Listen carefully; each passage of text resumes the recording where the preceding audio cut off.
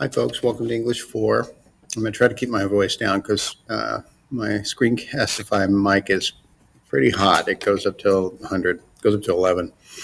I particularly like to meet with senior parents at this time of the year and have had seniors every year for the last 20 of my 32 years teaching, 29 years old and 32 years. Because March is that turning point month, and it can be agonizing.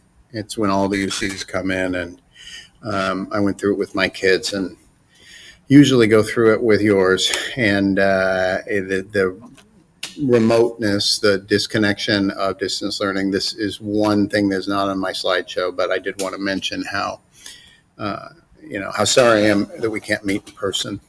So we'll try to make up for it with this.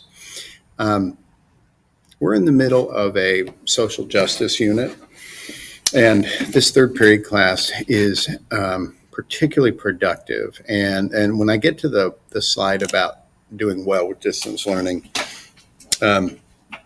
for a senior college prep class in the second semester, and I've been a teacher of seniors a long time, and I know about senioritis. This class is extraordinary, and it's in kind of its commitment and academic productivity. So it's actually been very, very positive.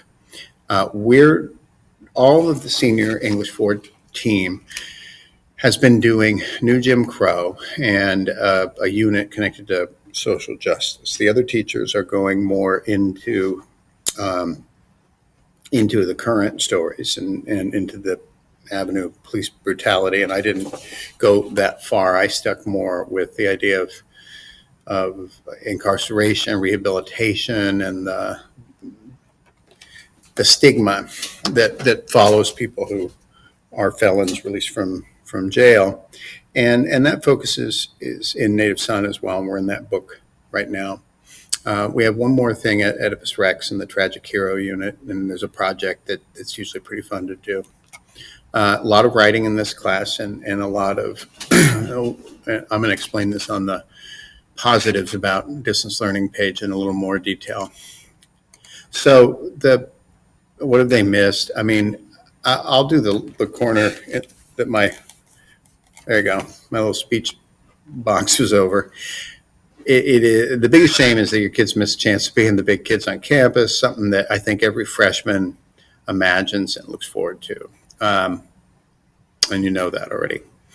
In terms of academics, the going in reverse order, the interactive nature of a humanities class and the vibrant discussion and that interpersonal aspect has been missing, been hard to replicate. And I've more or less settled into classes. I haven't been very successful with a lot of Zoom discussion, so I'm going to get to what we've done instead. Testing, of course, the quality control, just not there. Sorry, but move this up there. When you look at that more written interaction, that upper right corner just below my video, the different ways that we interact in class via the chat in the Zoom, via Nearpod or Pear Deck style real-time interactions with claims and evidence and analysis, Canvas discussions as well. What's really changed is I'm seeing more written interaction. And so maybe it's true that the speaking and listening component hasn't been quite as good, but the writing element has been good for an English teacher. The class as a whole has excellent and very professional attendance habits, and the grades have been, if anything, a little higher than a regular term.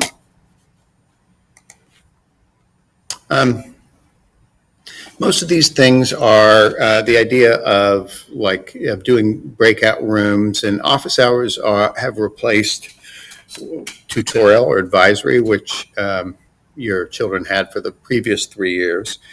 And they are largely elective and kind of more follow the flex time basis.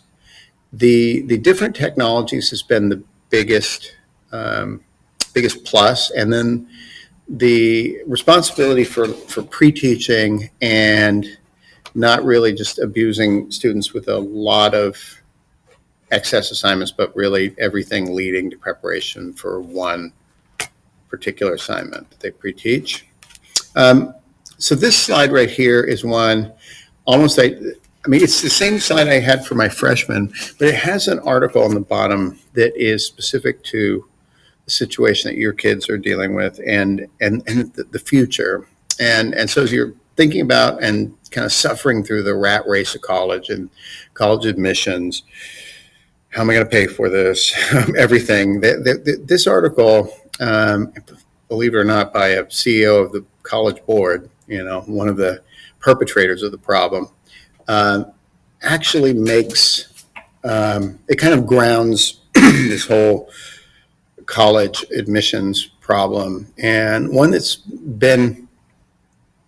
had with all the deferrals and all the changes, and like I said, maybe my kid finished school, my younger son finished college in 2020 and just kind of graduated on Zoom.